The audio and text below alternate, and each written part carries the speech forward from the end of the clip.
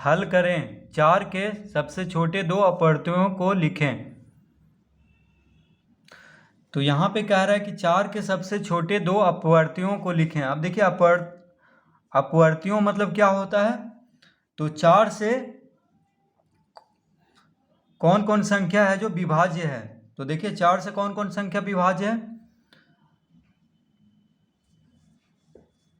तो 4 से जो विभाज्य वो 4 खुद होगा, फिर 8 होगा, 12 होगा, 16, 20, 24, 28, ये सब क्या है 4।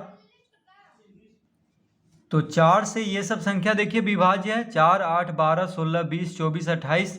ठीक है, इसी तरह बढ़ते जाएगा 32, 36, ये सब क्या है 4 से विभाज्य है। तो 4 के अपवर्त्य हुआ ये सब। देखिए ये सब क्या हुआ 4 का अपवर्त्य हुआ, यानी 4 भी देखिए 4 से विभाज्य है, 8 भी 4 से विभाज्य होता है, 12 भी 4 के पहाड़ा में ये सब आता है। तो सब 4 का क्या हुआ अपवर्त्य। तो यहाँ पे क्या पूछ रहा है कि 4 के सबसे छोटे दो अपवर्त्यों को लिखें। अपवर्त्यों को लिखें, ठीक है। तो यहाँ पे हो जाएगा, देखिए सबसे छोटा कौन हुआ 4 और 8, इसका आंसर हो जाएगा। तो देखिए हम किताब में ही बना दे रहे हैं, आप लोग इसे कॉपी में बना लीजिए। अब दूसरा है 7 के प्रथम 3 अपवर्त्यों को लिखें। तो इसमें देखिए 7 का पहाड़ा लिख देंगे बस। 7 से कौन कौन विभाज्य है। तो 7 खुद है एक प्रथम, सबसे पहले 7 से 7 ही विभाज्य होगा, फिर 7 दूनी 14 और फिर 21। 3 कह रहा है तो हम 3 ही लिखेंगे। तो देखिए 4 के सबसे छोटे का दो अपवर्त्यों को लिखने के लिए कह रहा था। तो 4, 8 हो गया, यानी 4 से जो विभाज्य सबसे पहला अंक वो खुद है 4 है, उसके बाद 8 और 7 का प्रथम 3 अपवर्त्यों हो जाएगा 7, 14, 21। यानी 7 से कौन कौन विभाज्य है सबसे पहले शुरू से। तो 7 खुद विभाज्य है, फिर 7 दूनी 14, 7 या 21। ठीक है, अब 6 के अपवर्तकों को लिखें। तो देखिए अब कह रहा है कि 6 के अपवर्तकों को लिखें। तो यहाँ पे देखिए अभी तक हम लोग पढ़ रहे थे अपवर्तियों के बारे में। अब देखिए अपवर्तकों को लिखें। तो 6 के अपवर्तकों को लिखना है, यानी 6 कौन कौन संख्या से विभाज्य है। ठीक है, अभी तक हम लिख रहे थे कि 4 से कौन कौन विभाज्य है। अब हमको लिखना है कि 6 किस किस संख्या से विभाज्य है, यानी इसका उल्टा। तो 6 देखिए किस किस संख्या से विभाज्य है। तो 1 से, 2 से, 3 से और 6 से। ठीक है, यानी देखिए अपवर्तकों और अपवर्तियों का अंतर क्या हुआ। यहाँ पे 6 के अपवर्तकों को लिखना है, यानी 6 किस किस संख्या से विभाज्य होता है। तो 1 से विभाज्य होता है, 2 से विभाज्य होता है, 3 से विभाज्य होता है और अपने आप से विभाज्य होता है, यानी कटता है। ठीक है, और यहाँ पे अपवर्तियों मतलब लिखना था 7 से कौन कौन संख्या विभाज्य होता है। ठीक है, तो देखिए उल्टा हो गया यहाँ पे। तो अपवर्तियों मतलब क्या था कि जो संख्या दिया हुआ है उससे कौन कौन संख्या विभाज्य होता है, और अपवर्तकों मतलब कि संख्या किस किस से विभाज्य होता है। तो देखिए दोनों उल्टा हो गया यहाँ पे। ठीक है, तो अपवर्तियों अपवर्तकों का मतलब समझ में आ गया होगा आप लोग को। अब देखिए क्वेश्चन नंबर 4, 20 के सभी अपवर्तकों गुणनखंडों को लिखें। क्या कह रहा है कि 20 के सभी अपवर्तकों यानी गुणनखंडों को लिखें। तो यहाँ पे हमें लिख देना है, देखिए 20 किस संख्या से विभाज्य होता है। तो 1 से होता है, 2 से होता है, ठीक है, 4 से 20 विभाज्य होता है, 5 से होता है, उसके बाद 10 से होता है, उसके बाद 20 से। ठीक है, अपवर्तकों को गुणनखंड भी कहते हैं। यानी 20 का गुणनखंड देखिए 1, 2, 4, 5, 10, 20। ठीक है, यानी 20 जो है 1 से 2 से 4 से 5 से 10 से 20 से, इतना ही से विभाज्य होगा। ठीक है, अब देखिए अपवर्तकों का संख्या तो सीमित है, लेकिन अपवर्तियों का संख्या अनगिनत है। क्योंकि देखिए 4 का अगर अपवर्तियों लिखना कहता, ठीक है, अपवर्त्य लिखिए 4 का, तो हम 4, 8, 4 का पहाड़ा लिखते चले जाते। ठीक है, इसका कभी अंत नहीं होता, क्योंकि 4 गुने 10 40, 11 गुने 4 44, ऐसे करते करते बढ़ते चला जाता, 12 गुने 4 48। ठीक है, तो अपवर्त और अपवर्तकों में क्या अंतर है कि अपवर्त जो है अनंत है और अपवर्तकों की संख्या सीमित है, क्योंकि देखिए इसके अलावा और कोई संख्या नहीं आएगा जिससे कि 20 जो है विभाज्य होता है। तो यही सब संख्या से सिर्फ 20 जो है विभाज्य होता है। ठीक है, तो इस तरह हम पहला, दूसरा, तीसरा, चौथा हल कर लेंगे। बस इसमें हमें समझना है कि अपवर्त और अपवर्तकों में क्या अंतर है। ठीक है, अब देखिए क्वेश्चन नंबर 5, खाली स्थानों में सही संख्याओं को भरें। तो जिस संख्या का इकाई अंक 0, 2, 4, 6 या 8 होता है वह किससे विभाज्य होती है? तो 2 से। देखिए जिस संख्या में यानी कितना भी बड़ा संख्या रहे उससे कोई मतलब नहीं है, 10 अंक, 20 अंक, 5 अंक, कितना भी बड़ा संख्या रहे, अगर इकाई अंक में 0, 2, 4, 6 या 8 है तो वह 2 से विभाज्य होती है। ठीक है, वह संख्या क्या हो जाएगा? पूरी संख्या 2 से विभाज्य हो जाएगा। बस हमें इकाई अंक को देखना है, यानी कितना भी बड़ा संख्या रहे उसका इकाई अंक में 0, 2, 4, 6 या 8 देखना है, अगर है तो वह 2 से विभाज्य हो जाएगी। तो यहाँ पे 2 लिखना है। जिस संख्या का इकाई अंक 0 या 5 होता है वह यहाँ पे लिखेंगे 5 से विभाज्य होती है। अब देखिए चाहे कितना भी बड़ा संख्या रहे, 10 अंक, 20 अंक, 30 अंक, कितना भी बड़ा रहे, बस हमें इकाई अंक में अगर 0 या 5 रहे तो वह संख्या क्या होगा? 5 से पूरी संख्या क्या हो जाएगा? 5 से विभाज्य हो जाएगा। तो ये सब हमें याद कर लेना है कि क्योंकि ये सब बहुत काम देगा कि 2 से विभाज्यता की जांच कीजिए, 5 से विभाज्यता की जांच कीजिए, ये सब में ये हमें जब याद रहेगा तो हम आसानी से कर लेंगे। ग में जिस संख्या के अंकों का योग से विभाज्य होता है वह 3 से विभाज्य होती है। अब देखिए ग में जिस संख्या के अंकों का योग, यहाँ 3 से विभाज्य की बात कर रहा है तो यहाँ पे भी हम 3 ही लिखेंगे, यानी जिस संख्या के अंकों का योग, यानी कितना भी बड़ा संख्या रहे उसके अंकों को अगर जोड़ करके देखेंगे, अगर 3 जो जोड़ करके आएगा वह 3 से विभाज्य होगा तो वह संख्या क्या हो जाएगी? 3 से विभाज्य हो जाएगी। जैसे देखिए मान लीजिए यहाँ पे कोई संख्या है, जैसे 5 है, 8 है और 2 है, तो ये 3 से विभाज्य है कि नहीं? 582। तो देखिए तीनों को जोड़ कर देखेंगे तो 8 5 13 2 15 आ रहा है। जोड़ करके देखिए अंकों को जोड़ करके हम देख रहे हैं 8 5 13 2 15, तो 15 देखिए 3 से विभाज्य, यानी 3 से ये संख्या पूरी विभाज्य हो जाएगी, क्योंकि इसका जोड़ करके जो आ रहा है वह 3 से विभाज्य। कैसे? देखिए इसको भाग करके देखते हैं, तो 3 से 582 को भाग देंगे तो एक बार में 2 आएगा, 3 नंबर 27, 1 आया, फिर 12, 3 चौक 12, यानी पूरी देखिए कट गया 194 बार में। तो बस हमें क्या करना है, देखिए जिस संख्या के अंकों का योग 3 से विभाज्य होता है वह 3 से विभाज्य होती है। ठीक है, ये तो हम समझ चुके हैं अभी। अब देखिए जो संख्या 3 तथा 2 से विभाज्य होती है, जो संख्या 3 तथा 2 से विभाज्य होती है वह किस संख्या से विभाज्य होगी? अब देखिए 3 और 2 दोनों से, तो 3 गुने 2 कितना हुआ? 6। तो यहाँ पे हम 6 भरेंगे, यानी अगर कोई संख्या 3 से और 2 से दोनों से विभाज्य हो जाती है तो वह संख्या 6 से विभाज्य जरूर होगी। ठीक है, तो इसमें हम 6 भरेंगे। जो संख्या 4 तथा रिक्त स्थान से विभाज्य होती है वह 12 से विभाज्य होती है। तो अड़ा में देखिए जो संख्या 4, यहाँ पे 12 कह रहा है तो 4 में क्या गुना करेंगे तो 12 आएगा 3। तो इसका आंसर हो जाएगा जो संख्या 4 तथा 3 से विभाज्य होती है वह 12 से विभाज्य अवश्य होगी। ठीक है, यानी 4 और 3 से जो संख्या विभाज्य होगा वही संख्या 12 से विभाज्य होगा, अन्यथा नहीं। ठीक है, या अगर कोई एक अंक से हो रहा हो, मान लीजिए 3 से सिर्फ हो रहा हो, तो वह संख्या 12 से विभाज्य नहीं होगी, यानी दोनों से होना जरूरी है, 4 तथा 3 से। अब देखिए जिन दो संख्याओं का उभयनिष्ठ गुणनखंड केवल एक है उसे, अब देखिए इसमें देखिए जिन दो संख्याओं का उभयनिष्ठ गुणनखंड केवल एक है उसे कौन सा संख्या कहेंगे? तो देखिए सहअभाज्य संख्या किसको कहते हैं? दो संख्याएं सह अभाज्य संख्याएं कहलाती है यदि उनमें सिर्फ एक उभयनिष्ठ गुणनखंड एक हो। यानी अगर दो संख्याओं में अगर गुणनखंड सिर्फ एक है दोनों का उभयनिष्ठ गुणनखंड, तो वह संख्या क्या कहलाएगी? सह अभाज्य संख्या। ठीक है, जैसे 3 और 5 में देखिए 3 और 5 किसी से नहीं कटेगा एक के अलावा, तो एक इसका क्या हो गया? गुणनखंड। ठीक है, अभयनिष्ठ गुणनखंड हो गया। तो इस संख्या को क्या कहेंगे? सह अभाज्य संख्या। जैसे 7 और 8, तो 7 में देखिए 1 गुने 7 हो रहा है, 8 में 1 गुने 2 गुने 2 कुछ नहीं मिल रहा है एक के अलावा, देखिए दोनों में एक है।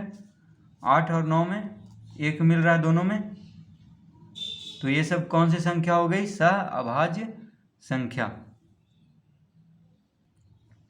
तो क्वेश्चन नंबर 4 में हम भरेंगे जिन दो संख्याओं का उभयनिष्ठ गुणनखंड केवल एक है उसे क्या कहेंगे? सह अभाज्य। तो देखिए यहाँ पे हम नीचे लिख देते हैं, ऊपर जगह नहीं है तो यहाँ पे लिख देते हैं सह अभाज्य।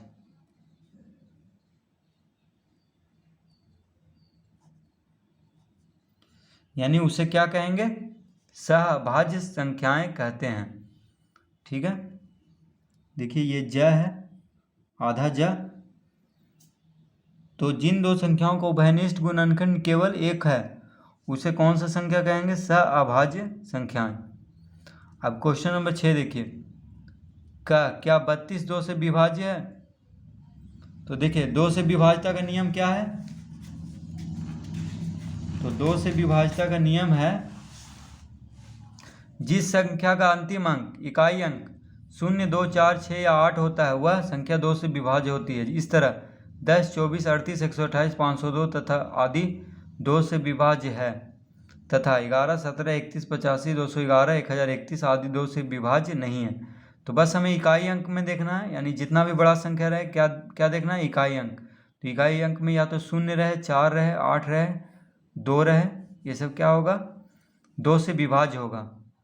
और अगर इकाई अंक में 1, 7, 1, 5, 1, 1 रहे तो ये सब संख्या 2 से विभाज्य नहीं होगा। तो यहाँ पे हम लिखेंगे क्वेश्चन नंबर 6 का क्या देखिए, क्या 32 2 से विभाज्य है? तो हम क्या लिखेंगे इसमें? हाँ। कह रहे हैं कि 32 2 से विभाज्य, हाँ, क्योंकि इकाई अंक पे 2 है जो कि 2 से विभाज्य होता है, तो इसका आंसर होगा हाँ। इसका आंसर क्या हो जाएगा? हाँ। अब देखिए ख में क्या 105 5 से विभाज्य है?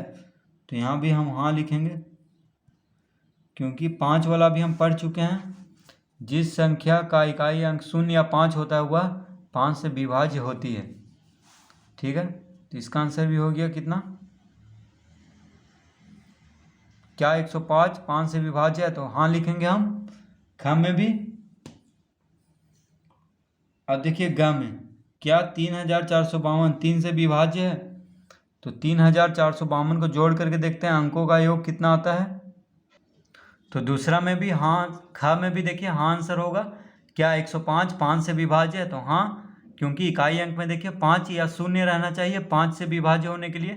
तो इकाई अंक में देखिए 5 है, ठीक है, यानी 5 से विभाज्य होगा। अब देखिए ग में क्या 3452 3 से विभाज्य है? तो 3 का नियम क्या है? तो 3 से विभाज्यता का नियम है, देखिए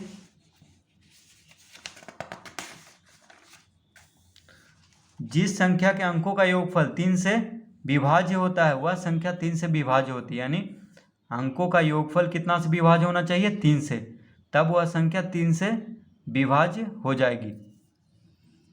ठीक है, तो इसके अंकों को जोड़ करके हम देखते हैं। तो देखिए 3 और 4 कितना हुआ? 7, 7 5 12, 12 2 19। देखिए फिर से 3 और 4 7, 7 5 12, 12 2 19। तो 19 3 से विभाज्य नहीं है, तो यह संख्या 3452 3 से विभाज्य नहीं होगी। तो हम यहाँ पे नहीं लिखेंगे, इसका आंसर हो जाएगा नहीं। ठीक है, अब देखिए घ में क्या 4654 4 से विभाज्य है? तो 4 से विभाज्यता का नियम क्या है? तो देखिए जिस संख्या के अंतिम दो अंकों इकाई और दहाई से बनी संख्या 4 से विभाज्य होती है तो वह संख्या 4 से विभाज्य होती है। यानी इकाई और दहाई अंक को देखना है, अगर दोनों संख्या मिल करके 4 से विभाज्य हो जाएगी तो वह पूरी संख्या क्या हो जाएगी, 4 से विभाज्य। जैसे देखिए 1226 में इकाई दहाई पे कौन है, 26 है। देखिए इकाई पे 6, दहाई पे 2, तो 26 4 से विभाज्य नहीं आता, 1226 4 से विभाज्य नहीं होगी। अब देखिए 1532 में इकाई और दहाई पे कौन संख्या है, 32 है, तो 4 से विभाज्य है, अतः 1532 4 से विभाज्य होगी। तो बस हमें इकाई और दहाई का अंक देखना है। तो इसमें देखिए कौन सा संख्या दिया हुआ है, 4654। तो 54 देखेंगे हम इकाई और दहाई वाला अंक, तो इकाई दहाई सैकड़ा हज़ार, तो इकाई दहाई वाला अंक कौन है, 4 इकाई पे और 5 दहाई पे, यानी 54। तो 54 4 से विभाज्य होता है, नहीं होता है। देखिए 4 के पहाड़ा में 54 नहीं आता है। जैसे 11 चौक 44, 12 चौक 48, 13 चौक 52, 14 चौक 56, तो देखिए 54 नहीं आता है क्योंकि 13 चौक 52 और 14 चौक 56 आ जाता है, तो 54 इसमें है ही नहीं, तो यानी 4 से विभाज्य यह नहीं होगा। तो बस हमें इकाई दहाई वाला दोनों अंक देखना है, उसको 4 से विभाज्य करना, अगर होगा तो पूरी संख्या 4 से विभाज्य होगी, अगर नहीं तो नहीं। तो हम यहाँ पे लिखेंगे नहीं, घ में क्या लिखेंगे, नहीं। अब अड़ा में देखिए 86,437 9 से विभाज्य है, तो 9 से विभाज्यता का नियम देख लेते हैं एक बार। जिस संख्या के अंकों का योग 9 से विभाज्य होता है वह संख्या 9 से विभाज्य होती है, ठीक है। यानी अंकों को जोड़ करके देखेंगे, जैसे यहाँ पे दिया है देखिए 43,02,603 में अंकों का योग कितना है, 18। देखिए अंक को जोड़ करके देखेंगे 6 3 9, 9 2 11, 11 3 14, 14 4 18, तो 18 आ रहा है जो कि 9 से विभाज्य आता है। पूरी संख्या क्या हो जाएगी, 9 से विभाज्य। तो क ख ग घ तक हो चुका है, अड़ा में आ गए हैं। तो इसमें देखिए 86,437 है, तो इसको हम जोड़ करके देखेंगे अंक को, तो 8 और 6 कितना हुआ, 14, 14 4 18, 18 3 21, 21 7 28। तो देखिए फिर से जोड़ के देखते हैं, इधर से अब जोड़ेंगे 7 3 10 4 14, 14 6 20, 20 7 28, यानी 28 आ रहा है जोड़ करके इसके अंकों को। तो 28 देखिए 9 से विभाज्य नहीं होता, 28 9 के पहाड़ा में नहीं आता है, यानी ये पूरी संख्या 9 से विभाज्य नहीं होगी। तो इसका आंसर हम लिख देंगे नहीं। पूछ रहा था कि क्या 86,437 9 से विभाज्य है, तो नहीं लिखेंगे। अब देखिए क्या 6,45,678 11 से विभाज्य है, तो 11 से विभाज्यता की जांच का हम नियम देखते हैं। तो देखिए यदि किसी संख्या के इकाई स्थान से आरंभ करके सम स्थानों के अंकों का योग तथा विषम स्थानों के अंकों के योगफल का अंतर शून्य हो या अंतर 11 से विभाज्य हो तो वह संख्या 11 से विभाज्य होती है। तो देखिए यानी सम स्थानों के अंकों का योग और विषम स्थानों के अंकों का योगफल, हमें योगफल का अंतर निकालना है, उसके बाद ही पता चलेगा कि अगर शून्य या 11 से विभाज्य वाली संख्या आ जाए तो वह पूरी संख्या क्या होगी, 11 से विभाज्य। तो जैसे इसमें देखिए कितना है, अब देखिए इसमें, इसको हम कॉपी पे समझाते हैं।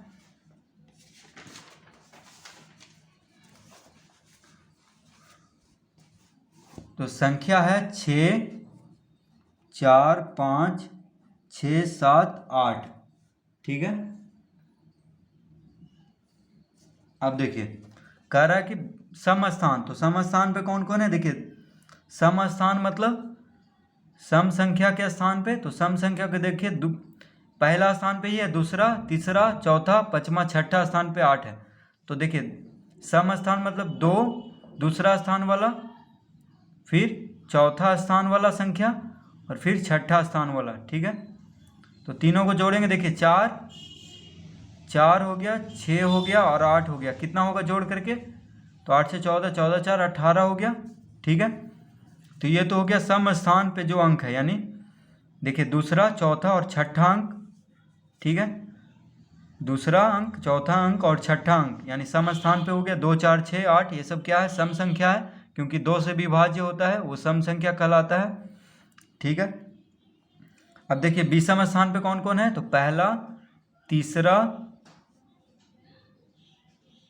पचमा, पहला अंक, तीसरा अंक और पचमा अंक का जोड़ करके देखते हैं तो 6 5 11, 11 7 18।